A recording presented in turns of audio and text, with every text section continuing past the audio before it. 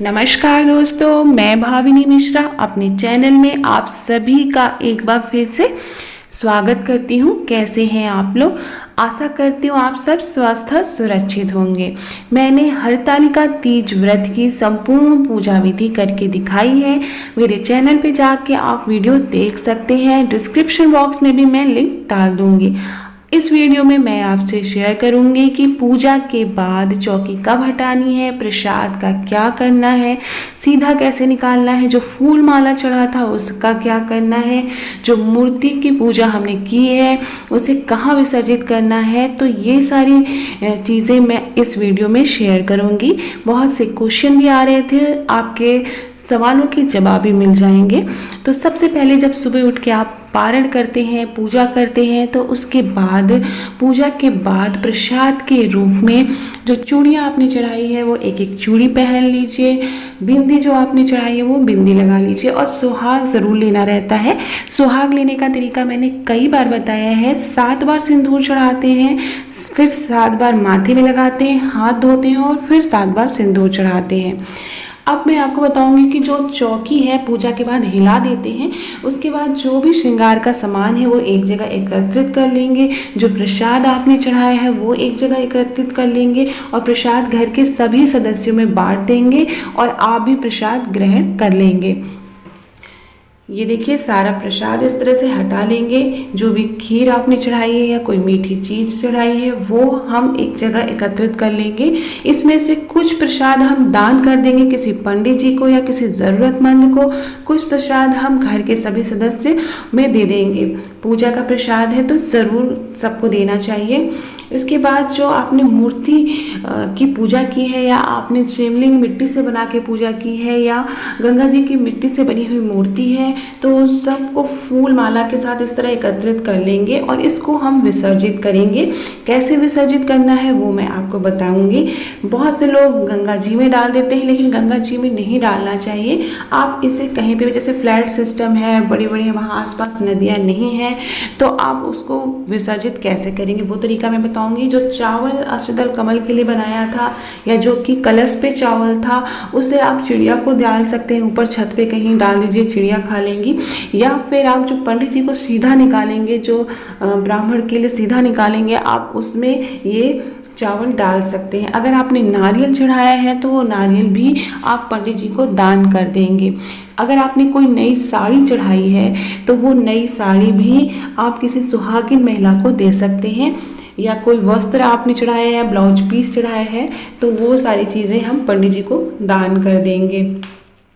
तो अगर आपने मंदिर से कोई फ़ोटो उठा के पूजा की है तो वो वहाँ पे अपनी जगह पर स्थापित कर देंगे फ़ोटो को वापस। जिस मूर्ति की आपने पूजा की है उसे विसर्जित करना है। उसके बाद जो चौकी है उस पर गंगा जल से इस तरह से गंगा जल डालेंगे और हाथ फेर के हम इस तरह से हाथ जोड़ लेंगे कि कोई भी भूल चूक हुई हमें माफ़ करिए। जो देवी देवता है वो अपने स्थान पर चले जाए। अब जो मूर्ति थी आपने हाथों से बनाई है या गंगा जी से बनी मूर्ति है, उसको इस तरह से कहीं पे भी आप गड्ढा, इस तरह से साफ़ सुथरी जगह इस तरह से गड्ढा करके वहाँ पे आप सारी चीज़ों को विसर्जित कर देंगे, ढक देंगे। कोई अगर आपके घर में कोई गमला है तो आप वहाँ पे भी विसर्जित कर सकते हैं। या आप फ्लैट सिस्टम में सोसाइटी में रहते हैं तो आप जहाँ पे गार्डन है या सोसाइटी में जो मंदिर होता है वहाँ आसपास जो गार्डन होता है वहाँ पे साफ़ सुथरी जगह इस तरह से आप विसर्जित कर सकते हैं। घर में गार्डन है तो वहाँ पे विसर्जित कर सकते हैं। तो इस तरह से विसर्जन करने से जो नदियाँ हैं वो हमारी साफ़ सुथरी रहती हैं, गंगा जी साफ़ सुथरी रहती हैं। तो ये छोटी छोटी बातें थी। कुछ बातों का आपको ज़रूर ध्यान देना चाहिए। पूजा के बाद आपने जो भी श्रृंगार किया है वो श्रृंगार आपको तुरंत से नहीं हटाना है। बहुत से लोग जल्दी से साड़ी उतार देते हैं, चूड़ियाँ पहने रहते हैं नई नई, वो जल्दी से उतार देते हैं। तो ऐसा कभी भी नहीं करना चाहिए, भूल कर भी नहीं करना चाहिए। आप चूड़ियाँ पहने रहिए, नई चूड़ियाँ हैं आप पहनी रहिए। 1 दिन 2 दिन फिर आराम से आप उसको चूड़ियाँ बदलिएगा। चूड़ियाँ तुरंत से ना बदलिए, कोई भी सुहाग का सामान आप तुरंत से ना बदलिए। पूजा के बाद बड़ों का आशीर्वाद ज़रूर लीजिए।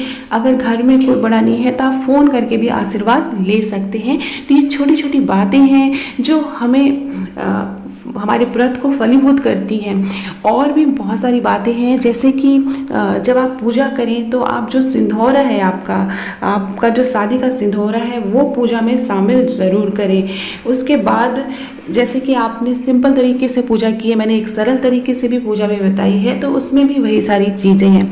पूजा के बाद दान दक्षिणा ज़रूर करें।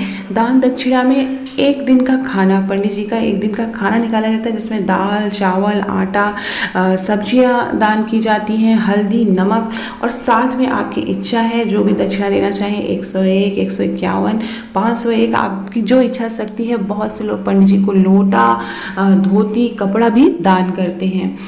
तो सारी चीज़ें हमको जो श्रृंगार का सामान है, बहुत से लोगों ने पूछा श्रृंगार का सामान क्या करना है, क्या हम यूज़ कर सकते हैं। तो हाँ, अगर आपने श्रृंगार का सामान चढ़ाया है तो उसमें से कुछ आप प्रसाद के रूप में अपने पास रख लीजिए, और उसमें से कुछ चीज़ें आप किसी सुहागिन महिला को दान दे सकते हैं।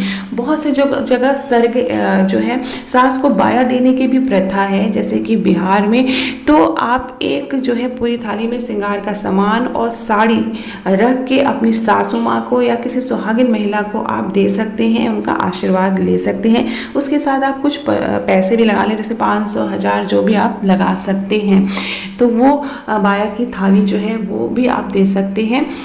नई साड़ी आपने चढ़ाई है तो कोई नई नवेली दुल्हन है आपके घर में, शादी होके आई है, तो आप उसे भी दे सकते हैं। जो अगर ब्लाउज का पीस इस तरह से आपने चढ़ाया है तो ये पंडित जी को आप दान दे सकते हैं।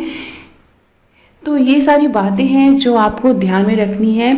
इसके अलावा आपके मन में कोई भी सवाल है तो आप मेरे चैनल पे आके कमेंट बॉक्स में आप पूछ सकते हैं।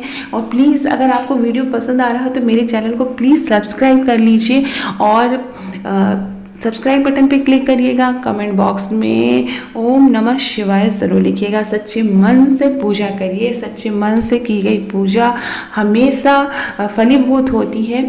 और छोटी छोटी बातें हैं, जैसे कि ये जैसे मूर्ति इस तरह से जो है यूपी में इस तरह से मूर्ति मिलती है, तो इसे भी आप उसी तरह विसर्जित करेंगे जो तरीका मैंने आपको वीडियो में बताया है, करके दिखाया है। तो इस तरह से सारी चीज़ें हटा लेनी है। और एक बात का और ध्यान रखना है कि बहुत से लोग जो है पारण करते हैं, तो पारण करते समय यूपी में चना निकला जाता है। चना जैसे भाई के नाम से चना निकलते हैं, कुछ मीठी चीज़ खाकर व्रत का पारण करते हैं।